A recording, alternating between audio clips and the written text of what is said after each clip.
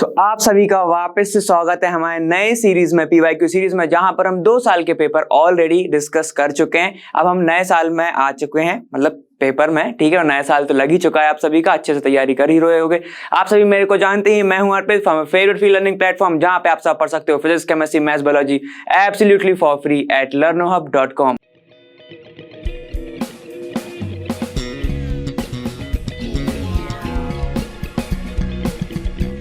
चलिए, तो पीवाईक्यू अपन 17 और 18 के देख ही चुके हैं। 2019 पर हम आ चुके हैं। 2019 का हमें स्टार्ट करना है। केमिस्ट्री के पोर्शन सारे के सारे अपन कवर करेंगे, एक भी क्वेश्चन छूटने नहीं वाला है। सारे सेट के क्वेश्चंस उठा के देखेंगे इस साल के, ठीक है। और मैं तुमसे ये बोलूंगा कि 2019 का अगर तुमने सेट क्लियर कर लिया, ठीक है, तो आधे से ज्यादा तुम्हारी तैयारी हो ही जाएगी, क्योंकि पूरा का पूरा वो कवर कर चुका है। हर टॉपिक से क्वेश्चन दे देता है इसमें, ठीक है। तो चलो स्टार्ट करते हैं अपन। क्वेश्चन नंबर 5 के और पार्ट का डिस्कस करेंगे। यहाँ पे देखिए क्या लिखा हुआ है, sodium hydrogen carbonate is a basic salt, justify this statement, how is it converted into washing soda. तो लगभग इनने फिर से 2 क्वेश्चन पूछे हुए हैं। सबसे पहला वाला सॉल्व करते हैं, चलिए जाइए। यहाँ पर क्या बोल रहा है कि ये बेसिक सॉल्ट है, तो कैसे सॉल्ट है, क्यों सॉल्ट है, इसके बारे में डिस्कस करना है, ठीक है। तो NaHCO3 ये कैसी सॉल्ट है, हमें ये डिस्कस करना है। क्या ये बेसिक है, क्या ये बेसिक नहीं है, ठीक है। ऐसे चलो तो डिस्कस करेंगे। यहाँ पर हम सबसे पहले चलते हैं इसकी प्रिपरेशन पर, ठीक है। कैसे बनता है ये बनता है, अगर मैं ले लूँ NaOH, इसकी रिएक्शन मैं अगर करा रहा हूँ H2CO3 के साथ, तो यहाँ पर हमें क्या देखने को मिलता है, इसको अपन नॉर्मल फॉर्म से समझते हैं। देखिए ये क्या है, आपका Na+ है, ठीक है। ये क्या देगा आपको, OH- देगा, ठीक है। ये कैसे टूटेगा, आपका H+ में टूटेगा, ये बनाएगा HCO3 बाइकार्बोनेट आयन, ठीक है। ये हाइड्रोजन, ये बाइकार्बोनेट, ये हाइड्रोक्सी, और ये तो आपका सोडियम, सबको पता है, ठीक। जैसे ही ये टूटेगा, प्लस को माइनस, माइनस को प्लस के साथ जोड़ना है, ये प्लस, ये आपका माइनस, तो जोड़ दो, क्या बनेगा, देखो बेटा, NaHCO3, साथ ही साथ क्या देखने को मिल रहा है, यहाँ पे वाटर निकल रहा है, वाटर निकल गया, ठीक है। और देखो, अगर सॉल्ट बन रहा है और वाटर बन रहा है, तो हमको पता है ये कौन सी रिएक्शन हो रही है, एसिड बेस रिएक्शन है, ठीक है। तो अब ध्यान से देखेंगे, ठीक है, क्योंकि अब ध्यान से सुनते चलना बस। यहां पर क्या है, NaOH क्या है, एक स्ट्रॉन्ग बेस है, स्ट्रॉन्ग बेस है, ठीक है। और सबको पता है यहां पर कि ये, इसका नाम क्या होता है, कार्बोनिक एसिड, ठीक है। ये क्या है, आपका एक वीक एसिड है, वीक एसिड है। तो अब जो सॉल्ट बना, ठीक है, ये क्या होगा, आपका थोड़ा सा बेसिक सॉल्ट होगा, बेसिक सॉल्ट होगा। सर ये कैसे बोल दिया आपने, लगता है पढ़ के आए हो, नहीं बेटा, ध्यान से देखो, क्योंकि यहां पे ये स्ट्रॉन्ग है, मतलब बेस जो है डोमिनेट कर रहा है अपना नेचर, समझ रहे हो। ये स्ट्रॉन्ग है, ये वीक है, तो थोड़ा सा क्या रहेगा, जो भी चीज बनने वाली है उसका नेचर स्ट्रॉन्ग पे जाएगा ना, ठीक है। वहीं पे चलो उसका अपोजिट कर लें, मान लो वीक बेस होता और यहाँ पर क्या होता, स्ट्रॉन्ग एसिड होता, वीक बेस होता, स्ट्रॉन्ग एसिड होता, तो जो भी सॉल्ट बनता तो वो किसका बनता, वो बनता बेटा एसिडिक सॉल्ट बनता। क्लियर हो गया, क्योंकि ये स्ट्रॉन्ग है, अपना नेचर डोमिनेट कर रहा है, वो पावर में है, तो जो भी चीज़ बनेगी थोड़ी बहुत वो पावर लेके बनेगी, उसका जो क्या है बनेगा, उसका नेचर लगभग उसके जैसा होगा। क्लियर है, ठीक है। तो यही लिख के आएंगे बेटा, क्योंकि NaOH अगर तुम क्या लिखोगे, अकॉर्डिंग टू, अगर हम किस पे जाएं, उसके प्रिपरेशन पर जाएं, वहां पर हम लेते हैं NaOH, जो कि स्ट्रॉन्ग बेस है, जिसके कारण जो सॉल्ट बनेगा वो भी थोड़ा सा बेसिक सॉल्ट बनेगा। ऐसे लिख के आना, तो मैं बाकी पूरा क्लियर हो गया। यहाँ पर ऐसे लिख के आओगे, सबके नाम लिख देना। यहाँ पर ये क्या होता है बेटा, सोडियम हाइड्रोक्साइड, तो लिख देता हूं, देखो ये क्या है आपका, sodium hydroxide, sodium hydroxide, clear है। यहां पर इसका नाम क्या होता है, इसी को बोलते हैं कार्बोनिक एसिड, कार्बोनिक एसिड, जो कि वापस टूट जाता है। अगर तुम प्रोडक्ट बनाओगे तो समझ में आ ही गया होगा, H2O और CO2 को टूट जाता है, ठीक। इसका नाम क्या होता है बेटा, सोडियम बाइकार्बोनेट, सोडियम बाइकार्बोनेट। और H2O का नाम मत लिखवाना, अच्छा नहीं लगता ऐसे, क्लियर है, ठीक है। तो ये सब का सब आपको लिखना था, समझ में आ गया, क्योंकि ये स्ट्रॉन्ग बेस है, तो इस पॉइंट को ऐसा बना लो, ठीक है, समझ में आ जाएगा। क्लियर है, ठीक है, ये यहाँ पर हो गया आपका एक। अब उसने पूछा है कि how is it converted into washing soda. ठीक है, तो वॉशिंग सोडा में कैसे कन्वर्ट होगा उसके बारे में थोड़ा सा डिस्कस कर लेते हैं। चलिए यहाँ पर देखो, अगर मैं क्या करूँ, ये आपका NaHCO3 है, इसको अगर मैंने हीट कर दिया, जैसे ही मैं हीट करता हूँ, तो मैंने आपको पढ़ाया हुआ है मेटल नॉन मेटल में कि अगर किसी भी कार्बोनेट वाले को आप हीट करोगे तो कार्बन डाइऑक्साइड बनेगा। ठीक है, तो सबसे पहले वो निकाल दो। देखो क्या बनता है, यहाँ बन जाता है आपका Na2CO3 plus CO2 plus H2O। अब कई की जगह मैं क्या करता हूँ, बाय प्रोडक्ट को नहीं लिखता हूँ, क्योंकि वो हो सकता है आपको आगे कंफ्यूज कर दे। ठीक है, समझ में आ गया। तो ऐसे बनता है तुम्हारा। चलो, जैसे ही ये तुम्हारा बना, सर ये स्टेबल नहीं है, मतलब क्या नहीं है, ये आपकी बैलेंस नहीं है, तो एक काम करो बेटा, यहाँ पे 2 लगा दो, 2 Na हो जाएगा, तो Na2 हो गए, कार्बन 2 हो गए, ऑक्सीजन कितने लगभग 6 हैं, तो यहाँ पे देखो 3 और ये 3 6 हो गए, हाइड्रोजन कितने 2, सब बैलेंस। अब मैंने बोलने का मतलब क्या है, अब मैंने क्या किया, इसको जैसे ही मैंने हीट किया, इसको मैं क्या कर दूं बेटा, वाटर के साथ रिक्रिस्टलाइज कर दूं, तो मुझे ऐसे देखने को मिलेगा Na2CO3 डॉट 10H2O ऐसे। ठीक है, इसी को ही बोला जाता है वॉशिंग सोडा। इसका ही नाम क्या होता है, इसको ही बोलते हैं बेटा वॉशिंग सोडा। ठीक है, इसका ही नाम होता है। मैंने क्या बोला था, वॉशिंग करोगे तो क्या होता है, ज़्यादा कार्बन डाइऑक्साइड निकलती है। वॉशिंग किसकी मदद से करोगे, पानी की मदद से, तो 10H2 लगा देना। सर ये 10H2O क्या है, इसी को बोलते हैं बेटा water of crystallization. Water of crystallization, ठीक है, क्रिस्टलाइजेशन। क्लियर है। तो ऐसे तुम्हें करना है। मैंने क्या किया, यहां पर रिक्रिस्टलाइज कर दिया, इसको रिक्रिस्टलाइज, वापस पानी डाल के इसको फ्रीजर में डाल दिया, ऐसे समझ लो। ठीक है, तो क्या बन जाएगा आपका, वॉशिंग सोडा बन जाएगा। क्लियर, समझ में आ गया। यहां से यहां बनेगा, इसको क्या बोलते हैं, सोडियम कार्बोनेट। यहां पे क्या बन गया, वॉशिंग सोडा या फिर सोडियम कार्बोनेट डेकाहाइड्रेट। ठीक है, वैसे तो इसको मैं नाम लिख देता हूं, ये आपका सोडियम बाइकार्बोनेट यहां पर लिखा हुआ है, यहां पे मैं लिख दे रहा हूं sodium carbonate, sodium carbonate, carbonate. Clear है, ऐसे आपको बनाना है, तो ये ऐसे आपका क्लियर हो जाएगा। समझ में आ गया आप सभी को। ठीक है, ये आपका पूरा का पूरा क्वेश्चन देख लीजिए एक बार। ठीक है, फिर अपन आगे चलते हैं। चलिए यहाँ पर अपन डिस्कस करते हैं। आपका 8th क्वेश्चन क्या है, 2 gram of ferrous sulphate crystal are heated in a dry boiling tube. ठीक है, तो चलो यहाँ पर क्या पूछ रहा है, ए तो तुम्हें ऑब्जर्वेशन बताना है, बी तुम्हें बताना है कि केमिकल रिएक्शन क्या हो रही होगी उसके अंदर। ठीक है, तो चलो एक काम करते हैं, बॉइलिंग ट्यूब बना लो। यहाँ पे क्या है तुम्हारा, बॉइलिंग ट्यूब एक टेस्ट ट्यूब जैसी ही दिखती है, ऐसा बॉइलिंग ट्यूब है। यहाँ पर डला हुआ है आपका क्या, फेरस सल्फेट FeSO4। ठीक है, इसके अंदर कुछ तो क्या होंगे, वाटर के मॉलिक्यूल होंगे, तो यहाँ पे मैं लिख रहा हूँ XH2O ऐसे।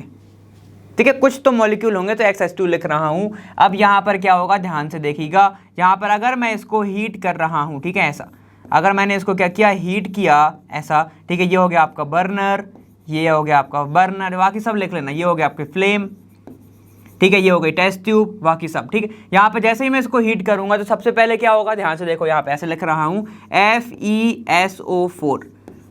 ठीक है, जैसे ही मैंने इसको क्या किया, XH2O इसके अंदर है, जैसे ही मैंने इसको हीट किया, तो क्या होगा, यहाँ पर इसका पहले तो क्या निकल जाएगा, पूरा का पूरा वाटर निकल जाएगा। ठीक है, बचेगा क्या, सिर्फ इसका क्रिस्टल H2O। क्योंकि ये स्टार्टिंग में क्या होगा, क्योंकि पानी में डला हुआ है। ठीक है, यहाँ पे क्या होगा, एक कुछ तो ट्यूब है, बॉइलिंग ट्यूब है। ठीक है, तो क्या होगा, यहाँ पर क्या होगा, ये लाइट ग्रीन कलर का होगा। ठीक है, ये क्या होगा आपका, लाइट ग्रीन कलर का, लाइट ग्रीन कलर का यहाँ पे ये होगा। जैसे ही मैं इसको हीट करूंगा, ये वाइट कलर का हो जाएगा, वाइट कलर हो जाएगा, चेंज देखने को मिलेगा। ठीक है, अब मैं क्या करूं, वापस इसको हीट करूंगा, FeSO4 को जैसे ही मैं हीट करूंगा, यहाँ पे मुझे क्या देखने को मिलेगा, Fe2 इसका ऑक्साइड बना लेगा। ठीक है, अब यहाँ पे क्या बनने वाला है, एक निकल जाएगी आपकी सल्फर डाइऑक्साइड, एक निकल जाएगी सल्फर ट्राइऑक्साइड। ठीक है, कई जगह पे ऐसा लिखा होगा SO2। ठीक है, पूरी की पूरी वही लिखी होगी, या फिर SO3 अकेला लिखा होगा। ठीक है, तो इसमें कंफ्यूज मत होना, दोनों के दोनों निकल सकते हैं, कोई बड़ी बात नहीं है। ठीक है, यहाँ पर बस आपको क्या करना है, इसको बैलेंस ही तो करना है। ठीक है, यहाँ पे कितने देखिए, आयरन कितने हैं, 2 हैं, यहाँ पे मैं 2 लगा दूँ तो क्या बैलेंस हो रही है या नहीं हो रही। देखो यहाँ पर ऑक्सीजन हो गए 8, सल्फर हो गए 2, सल्फर हो गए 2, ऑक्सीजन 3 और 3 2 कितने हो गए, 8 हो गए। तो ये हो गई आपकी बैलेंस। क्लियर है। अब इनने बोला है क्या क्या, लिस्ट एनी टू ऑब्जर्वेशन, तो यहाँ पे लाइट ग्रीन से क्या हो रहा है, आपका व्हाइट कलर हो रहा है, तो पहला ऑब्जर्वेशन। दूसरा यहाँ पे क्या हो रहा है, वाटर निकल रही है।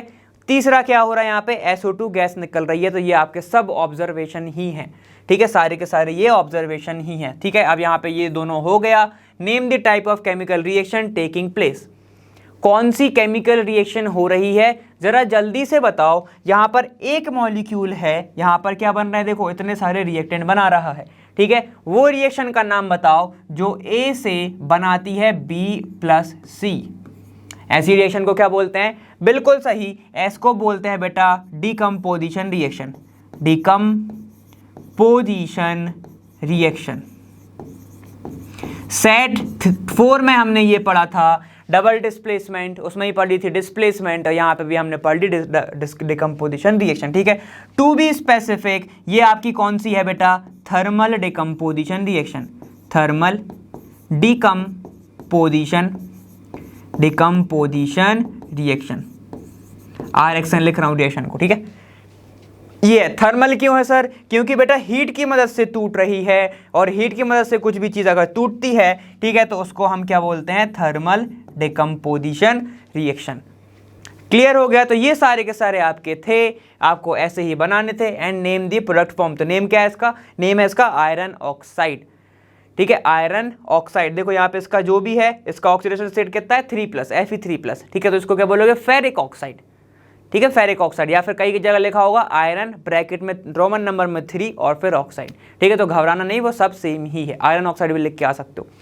क्लियर हो गया। तो ये सारे के सारे आपके ये वाला क्वेश्चन यहाँ पर कंप्लीट। अब नेक्स्ट क्वेश्चन पर चलते हैं। चलिए अब हम बात करेंगे 8 के और वाले पार्ट की। यहाँ पे you might have notice that when copper powder is heated in a china dish the reddish brown surface of copper powder become coated with black substance, ठीक है। तो ए तुम्हारा क्वेश्चन पूछ रहा है why has this black substance form, ठीक है। तो क्वेश्चन का मतलब क्या है कि एक चाइना डिश में अगर कॉपर पाउडर को आप हीट करोगे, हीट करने के बाद वो रेडिश ब्राउन कलर से ब्लैक हो जाती है, ठीक है। तो क्यों हो जाती है वो बताने हैं। पहला रीजन ये है कि why has this black substance spot, मतलब तुमसे क्वेश्चन पूछा है कि ब्लैक सब्सटेंस क्यों बन रही है, ठीक है। तो चलिए रीजन को देखते हैं। यहाँ पर मान लेते हैं यहाँ पर एक क्रिस्टल है ये कॉपर का, ठीक है, इसको मैं क्रिस्टल बना देता हूँ ऐसा, ठीक है। ये रहा आपका एक क्रिस्टल, ठीक है, और दूसरा क्रिस्टल यहाँ पे है जब आपने उसको हीट किया, ठीक है, ऐसा। ये रहा आपका दूसरा क्रिस्टल ऐसे, क्लियर है, ये देखो है ना, ये रहा आपका दूसरा क्रिस्टल। अब यहाँ पर हो रही है आपकी क्या, ब्लैक सरफेस पे कोटिंग हो रही है। स्टार्टिंग में ये कौन सा था, जल्दी से देख लो, स्टार्टिंग में ये कौन सा था आपका, ब्राउन का, ठीक है। तो मैं ब्राउन को मैं थोड़ा सा ऐसे ऐसे ऐसे ऐसे बना देता हूं। अब देखो क्या हो रहा है, जैसे ही मैंने उसको हीट किया, ठीक है, ऐसे जैसे ही मैंने इसको हीट किया तो तुम्हें क्या मिल गया, एक यहाँ पर ब्लैक सब्सटेंस की कोटिंग हो रही है, ठीक है। अब हीट जो भी हो रहा है या फिर क्या होगा, ऑक्सीजन की प्रेजेंस में ही होगा। ये कॉपर है, ठीक है, जैसे ही ये ऑक्सीजन की प्रेजेंस में आएगा तो ये क्या बना लेगा, CuO बना लेगा ऐसा, ठीक है। क्या बनाएगा, ये CuO बना लेगा।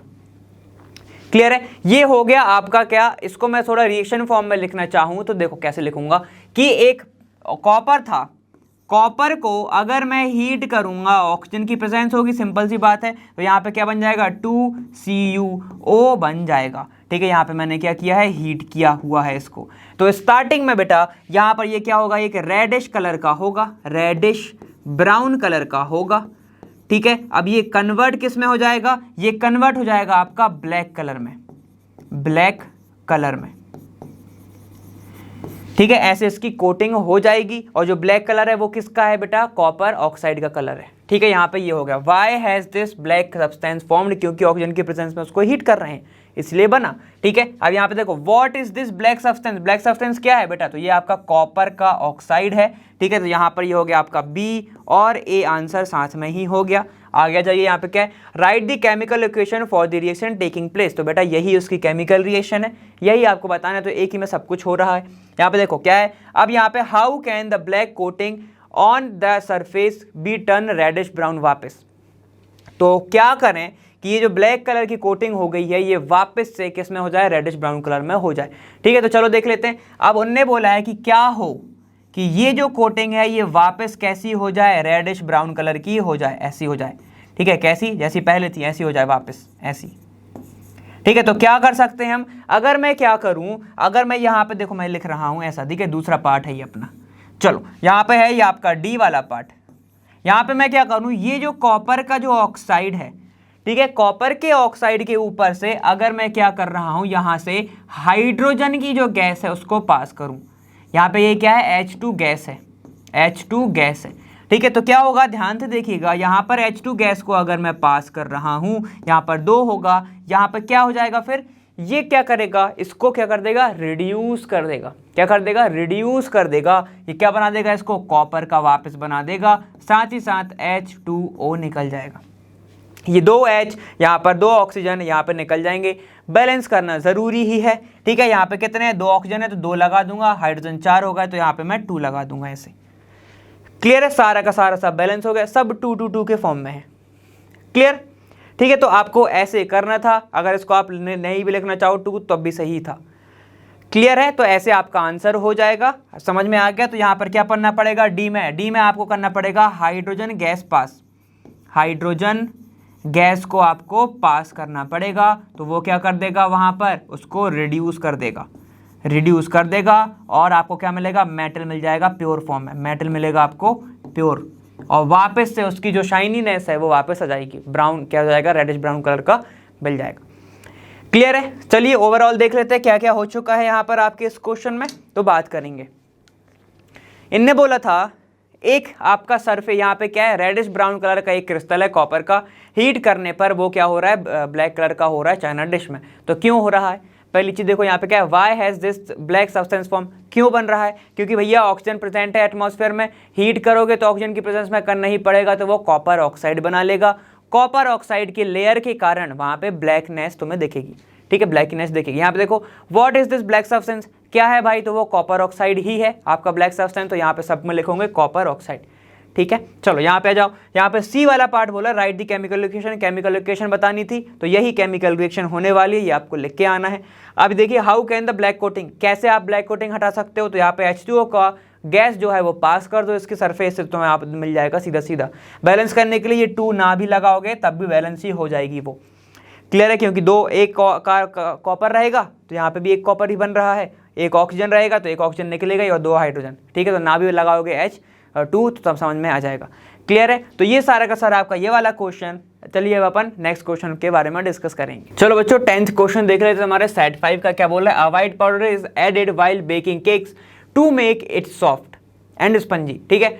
Name its main ingredient, explain the function of each ingredient which write the chemical reaction taking when the powder is heated during baking, ठीक है। तो चलो इसके बारे में थोड़ा सा डिस्कस करना है, बहुत अच्छे से डिस्कस करेंगे, घबराने की बात नहीं है, ठीक है।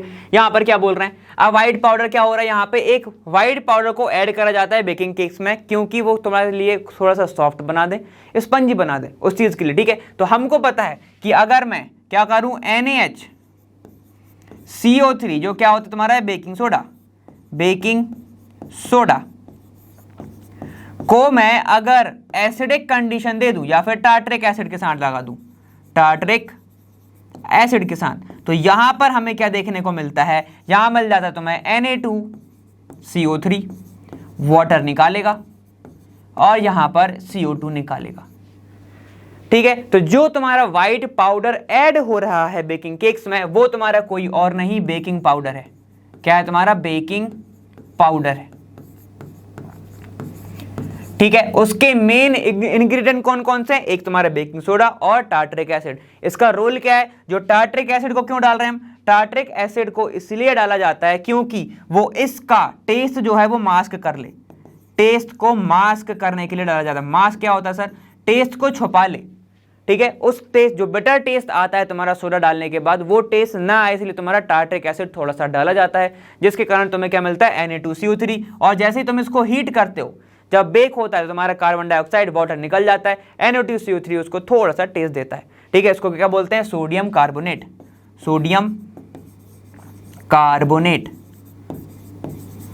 ठीक है। ये वाटर है, ये तुम्हारा कार्बन डाइऑक्साइड है, ठीक है। इसको क्या बोलते हैं, बेकिंग सोडा। इसका केमिकल नेम लिखना हो तो लिख सकते हो सोडियम बाइकार्बोनेट, बाइकार्बोनेट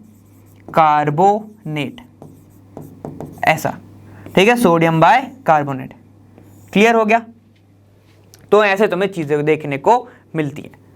समझ में आ गया? ठीक है, तो चीजें क्या क्या थी यहाँ पर देखो, पाउडर का नाम बताना था, तो पाउडर कौन सा तुम्हारा, बेकिंग पाउडर। उसके बाद तुमसे नेम इंग्रेडिएंट का पूछा था, तो टार्टरिक एसिड और बेकिंग सोडा होता है मेन।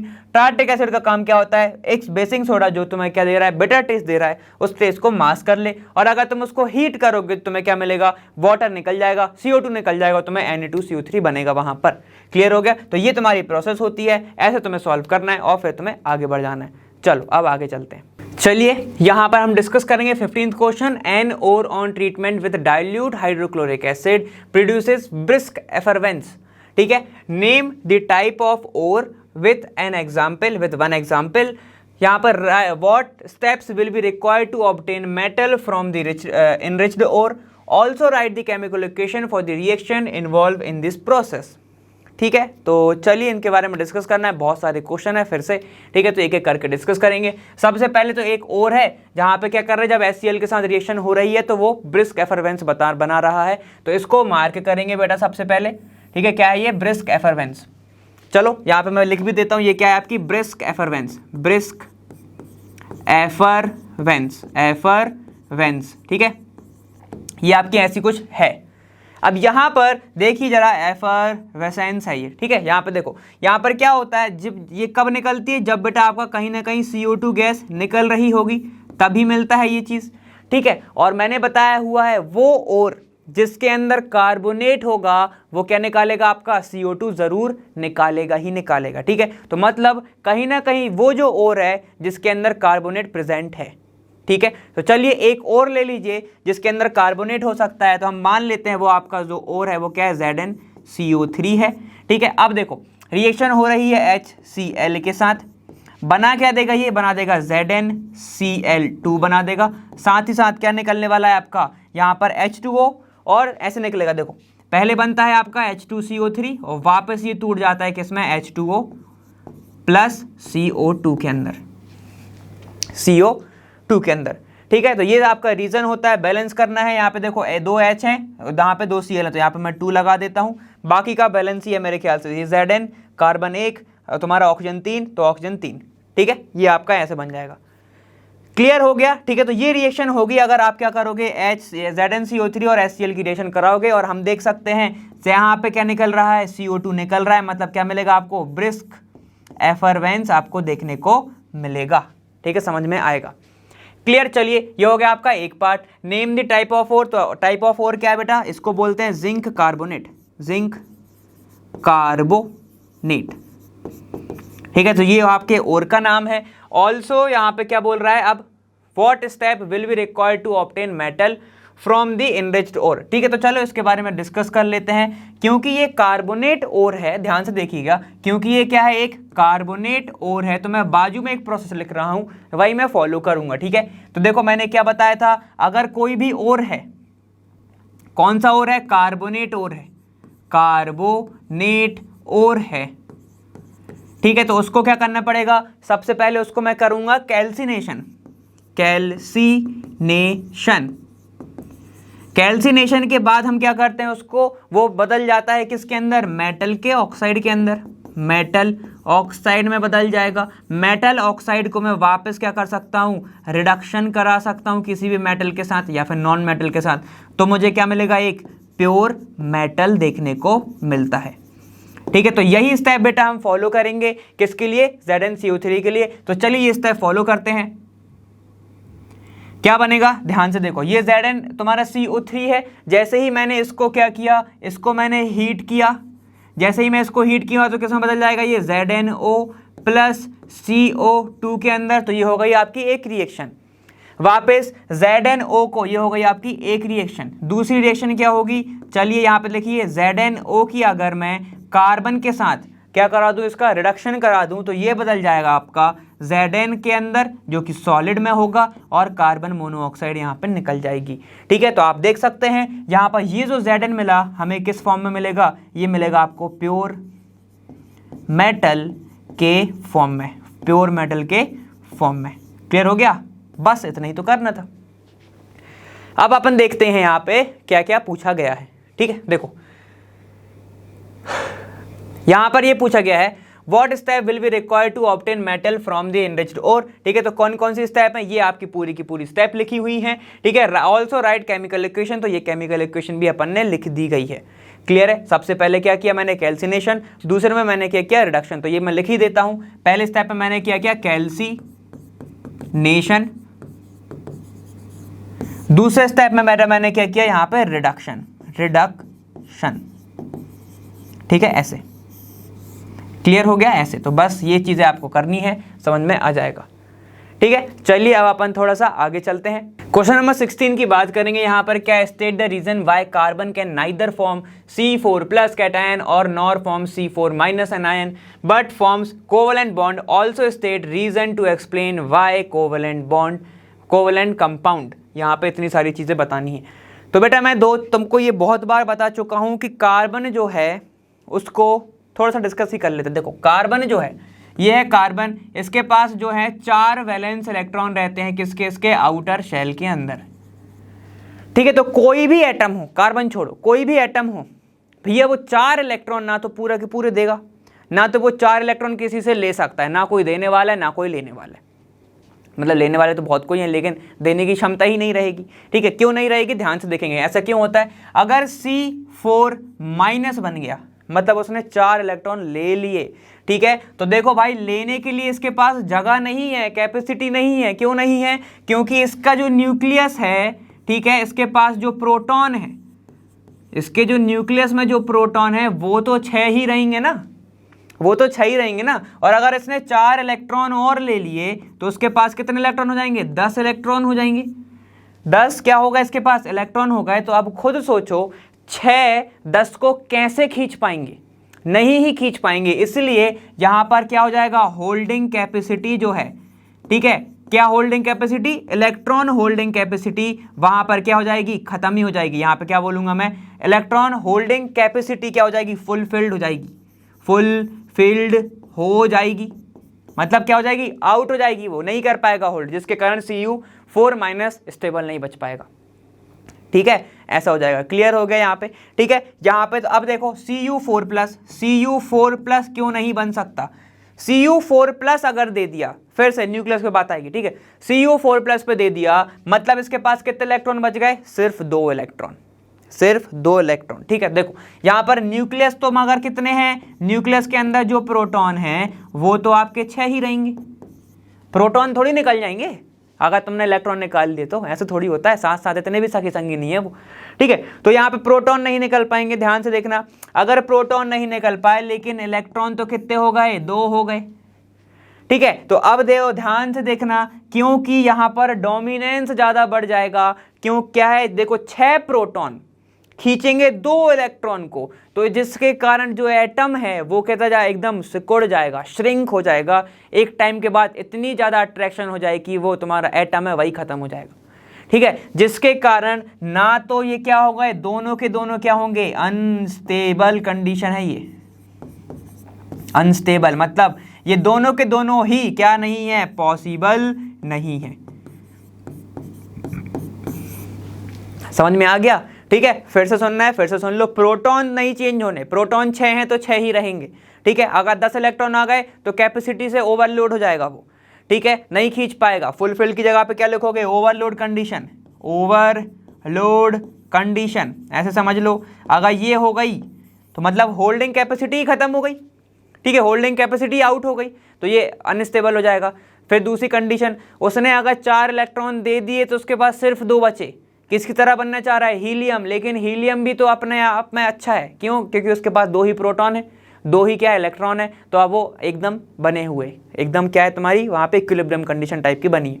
यहाँ पे तो उल्टा हो रहा है, 6 इलेक्ट्रॉन है और 6 प्रोटॉन है और 2 इलेक्ट्रॉन है, तो एक टाइम के बाद बहुत ज़्यादा अट्रैक्शन हो जाएगा, पॉजिटिव अट्रैक्शन ज़्यादा हो गया तो पहले ऐसा होगा, फिर ऐसा होगा, फिर खत्म हो जाएगा। समझ में आ गया। तो इसके कारण यहाँ पे ये रीज़न तुम्हारा वैलिड नहीं है। चलिए, अब इसने पूछा है, ठीक है, अब चलिए इसकी बात, इसको ही कंटिन्यू करते हैं। 4 इलेक्ट्रॉन है, ठीक है, ना ये पूरे दे सकता ना ये ले सकता है, तो ये क्या करता है बेटा, ये करता है शेयरिंग ऑफ इलेक्ट्रॉन। क्या करेगा ये, sharing of electron, sharing of ये करेगा इलेक्ट्रॉन।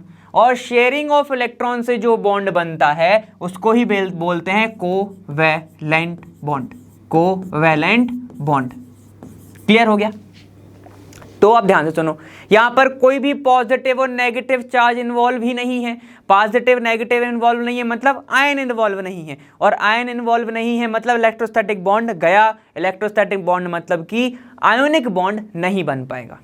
ठीक है, यहां पर देखो, यहां पर कोई भी चार्ज नहीं है तो कोवैलेंट बॉन्ड क्या होता है, थोड़ा सा, कोई भी चार्ज नहीं है तो आयनिक बॉन्ड नहीं होना, और कोवैलेंट बॉन्ड क्या होगा, थोड़ा सा वीक होगा। थोड़ा सा क्या होगा, वीक होगा। ध्यान से समझना। ठीक है, यहां पर क्या होने वाला है, सबसे पहले बताना है तुम्हें बैड कंडक्टर ऑफ इलेक्ट्रिसिटी क्यों होते हैं। तो सुनो, फिर से वही चीज आ गई। यहां पे क्या हो रहा है, शेयरिंग हो रही है, मतलब कोई भी क्या आयंस जो है इसमें नो आयंस नहीं है। और अगर आयंस बेटा नहीं है तो यहां पर क्या होगा, इलेक्ट्रिसिटी कंडक्ट होगी क्या, इलेक्ट्रिसिटी कंडक्ट होगी क्या, नहीं होगी, इलेक्ट्रिसिटी कंडक्ट नहीं होगी। क्लियर हो गया? इसलिए ये क्या होते हैं, बैड कंडक्टर। ये क्या होते हैं, बैड कंडक्टर होते हैं, एक्सेप्ट ग्रेफाइट। ग्रेफाइट के अंदर क्या होता है, क्योंकि कार्बन की 4 वैलेंसी से 3 अलग कार्बन जुड़े हुए होते हैं, जिसके कारण एक इलेक्ट्रॉन फ्री रहता है तो वो मूव कर सकता है, इसलिए ग्रेफाइट कंडक्टर होता है, बाकी कुछ नहीं होता। ठीक है, ये इसका एक रीजन हो गया। तो आप ये लिख के आएंगे, शेयरिंग ऑफ इलेक्ट्रॉन के कारण जो बॉन्ड बन रहा है वो कोवैलेंट है। कोवैलेंट बॉन्ड टूटता नहीं है आयंस में। ठीक है, और तो फिर आयंस में नहीं टूट रहा, आयन नहीं है, इलेक्ट्रिसिटी कंडक्ट नहीं होगी। चलो आ जाओ आगे। यहाँ पे क्या है, have low melting and boiling point, तो मैंने अभी बताया। यहाँ पर आयन इन्वॉल्व नहीं है, आयनिक बॉन्ड नहीं बन रहा है, इलेक्ट्रोस्टैटिक बॉन्ड नहीं बन रहा है, उतने टाइटली एक दूसरे को खींच के नहीं रख पा रहे हैं, मतलब इसका जो बॉन्ड है शेयरिंग के कारण वीक होता है। ठीक है, तो फिर से वही लिखोगे, ड्यू टू कोवैलेंट बॉन्डिंग इसका जो मेल्टिंग पॉइंट है और बॉइलिंग पॉइंट है ये क्या होता है, कम होता है। आगे जाइए, यहां पे बी पार्ट पूछ रहा है, right the structural formula of benzene. Benzene का स्ट्रक्चरल फॉर्मूला बताना है, उसके लिए मुझे ये सब हटाना पड़ेगा, तो आप लोग ये सब लिख लीजिए, फिर मैं अपन आगे चलते हैं। चलिए, हमें क्या बताना है, यहाँ पे बी पार्ट जो है यहाँ पे बेंजीन के बारे में बताना है, तो चलिए डिस्कस करेंगे। यहाँ पर बेंजीन क्या होता है, देखो C6H6 होता है, C6H6 होता है, ये बेटा होता है साइक्लिक। क्या होता है ये, CYC साइक्लिक होता है, ये साइक्लिक स्ट्रक्चर होता है, ये साइक्लिक स्ट्रक्चर होगा। ठीक है, ये होता है, इसमें अंदर क्या होते हैं, डबल बॉन्ड भी होते हैं। ठीक है, कैसे दिखता है, देखिए ये ऐसे दिखेगा, तो मैं carbon carbon carbon carbon carbon carbon. ठीक है, हर एक कॉर्नर पर, हर एक कार्बन पर ऐसे प्रेजेंट होगा, 1 carbon, 2 carbon, 3 carbon, 4 carbon, 5 carbon और ये 6। क्लियर हो गया? हर एक कार्बन के ऊपर बॉन्डिंग कैसी होगी, तो सिंगल, डबल, फिर सिंगल और फिर आपका डबल। ठीक है, तो क्या दिख रही है आपको, alternate double bond single bond देखने को मिल रहा है। देखो, double single double single double single. ठीक है, तो आपको क्या देखने को मिल रहा है यहाँ पे, अल्टरनेट क्या, कौन सी बॉन्डिंग है यहाँ पे, डबल बॉन्डिंग और फिर double bond and single bonding, double single bonding है यहाँ पे, अल्टरनेट। क्लियर हो गया? यहाँ पे एक डबल है तो एक सिंगल, एक डबल है तो एक सिंगल, ऐसे देखने को मिल रहा है। ठीक है, अब हर एक कार्बन के पास हाइड्रोजन प्रेजेंट होता है ऐसा। ठीक है, जो क्या कर सके, वो अपना जो वैलेंसी है उसको सेटिस्फाई कर सके। क्लियर है? और हम सबको पता है, अब देखो इतना तो ये हो गया तुम्हारा किसका स्ट्रक्चर, C6 बेंजीन का स्ट्रक्चर। लेकिन अब इसने थोड़ा आगे पूछ लिया, इसने थोड़ा अगर आगे पूछ लिया कि कितने सिंगल बॉन्ड होते हैं, कितने डबल बॉन्ड होते हैं। ठीक है, तो डबल बॉन्ड आपको दिख ही रहे हैं, कितने डबल बॉन्ड है, देखो 3 डबल बॉन्ड होते हैं, तो 3 लिखेंगे, 3 डबल बॉन्ड होते हैं इसके अंदर। ठीक है, इसको ही बोलते हैं बेंजीन, इसको ही बोलते हैं डबल सिंगल बॉन्ड। अब सिग्मा पाई तुम लोगों को आगे आएगा, तो अभी दिमाग मत लगा लेना अगर थोड़ा सोच रहे हो तो। ठीक है, देखो कितने सिंगल हैं इसके अंदर, 1 2 3 4 5 6 7 8 9 10 11 12 सिंगल होते हैं। ठीक है, देखो क्योंकि डबल बॉन्ड के साथ, ध्यान देना, डबल बॉन्ड के अंदर भी एक सिंगल बॉन्ड होता है।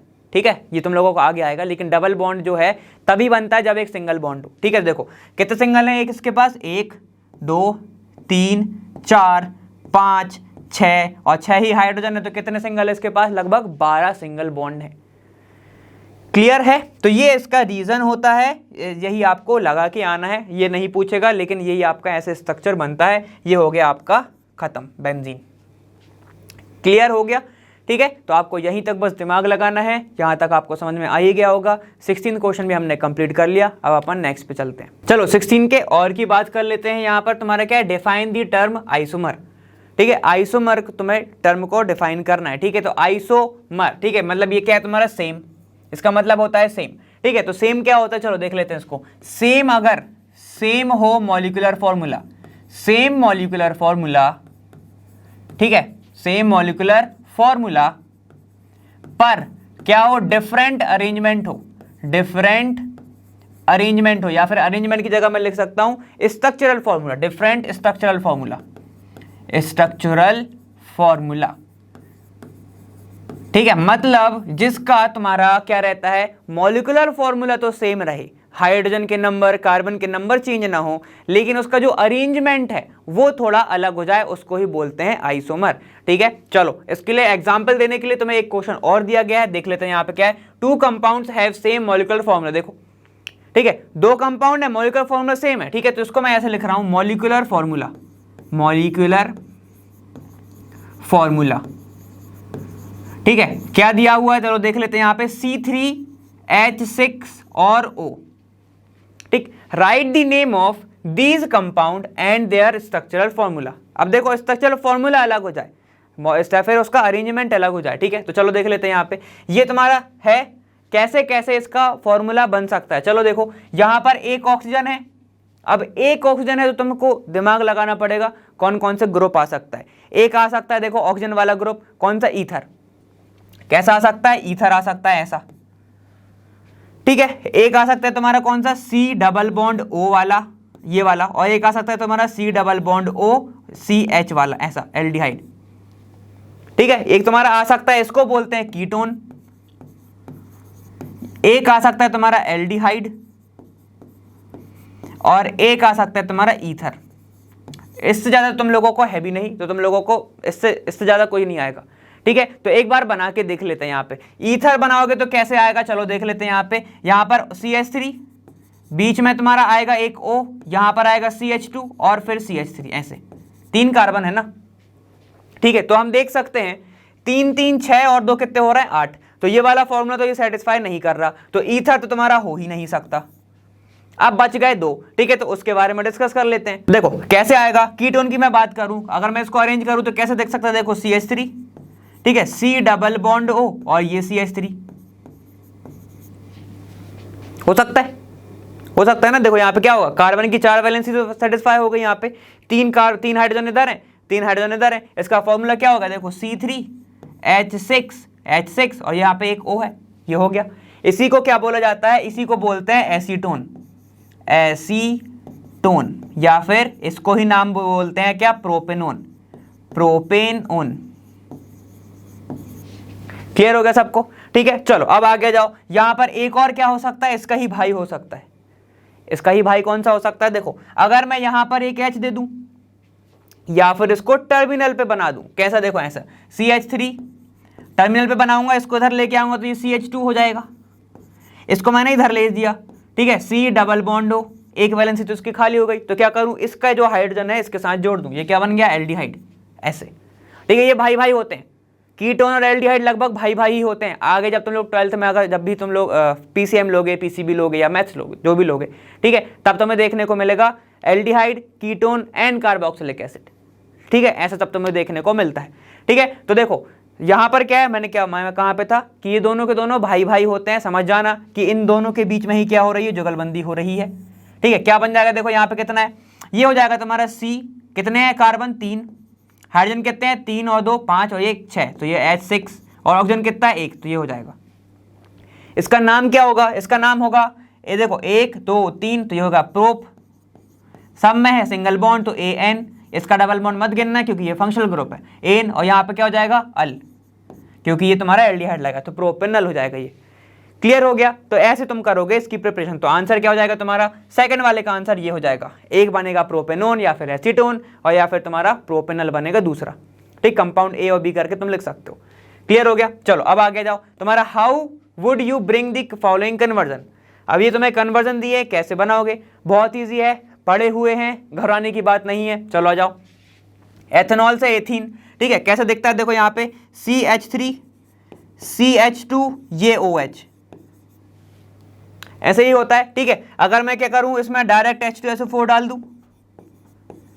H2SO4 क्या होता है? डिहाइड्रेटिंग एजेंट, डिहाइड्रेटिंग एजेंट यही होता है। मतलब ये क्या करेगा? वाटर निकाल देगा।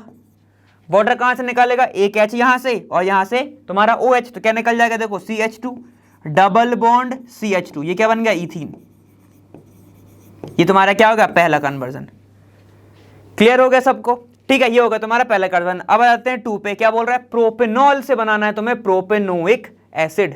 ठीक है, तो मैं यहां पर बना रहा हूं, देखना। देखो यहां पर मैंने क्या बोला? प्रोपेनॉल से बनाना है। मतलब कैसा दिखेगा प्रोपेनॉल? CH3 CH2 ये CH2 और यहां पर OH।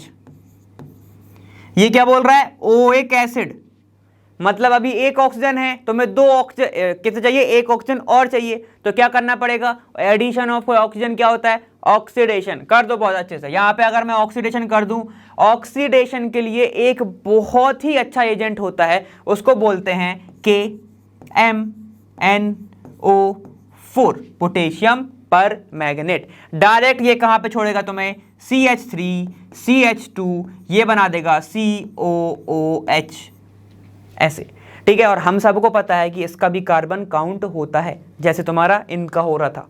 ठीक, कैसे नाम होगा? देखो 1 2 3 1 2 3, नंबरिंग अलग है, यहां से नंबरिंग स्टार्ट होगी। ठीक है ना, 1 2 3। क्यों? मेन फंक्शनल ग्रुप ये है, बस बता रहा था कि कार्बन काउंट होता है।